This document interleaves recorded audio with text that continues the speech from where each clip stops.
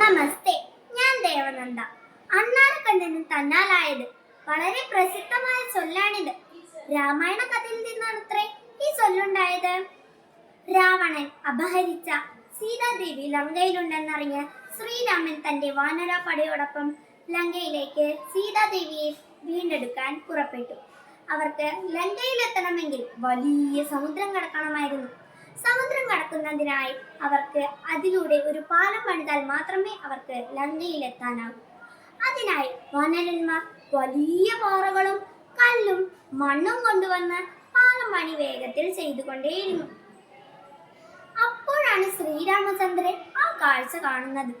ഒരു കുഞ്ഞണ്ണാരക്കണ്ണൻ വെള്ളത്തിൽ മുങ്ങി വന്ന് മണലിൽ കിടന്നു ഉരുണ്ട് തന്റെ ദേഹത്ത് പറ്റിപ്പിടിച്ചിരിക്കുന്ന മണൽത്തരികൾ പാലം പണിയുന്നവിടത്ത് വന്ന് കുടഞ്ഞിടുന്നു. വീണ്ടും വീണ്ടും ഈ പ്രവൃത്തി ആവർത്തിച്ചു കൊണ്ടേയിരുന്നു. ഇത് കണ്ട ശ്രീരാമൻ അതിനെ വാത്സല്യത്തോടെ കോരിയെടുത്തു. എന്നിട്ട് പറഞ്ഞു, കുഞ്ഞെ, നീ എന്താണ് ചെയ്യുന്നത്? നിന്റെ ഈ പ്രവൃത്തിയിൽ ഞാൻ സംതൃപ്തനാണ്. ഭഗവാനെ, ഞാൻ എന്നാലാകുന്നത് അങ്ങേക്ക് ചെയ്തു തരുന്നു. ഇത് കേട്ട ശ്രീരാമൻ തന്റെ 3 വിരൽ കൊണ്ട് അണ്ണാരക്കണ്ണന്റെ മുതുകിൽ തലോടിക്കൊടുത്തു.